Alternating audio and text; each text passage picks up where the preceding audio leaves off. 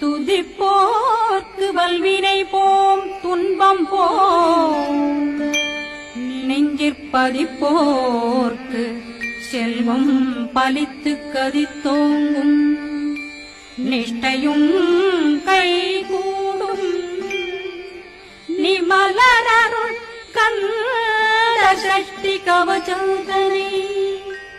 அமரரிடத்தீரவமரம் புரியாத குமரனடி நெஞ்சே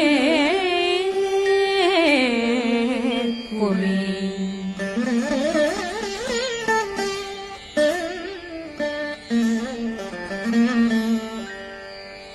சஷ்டியை நோக்க சரவண பவனா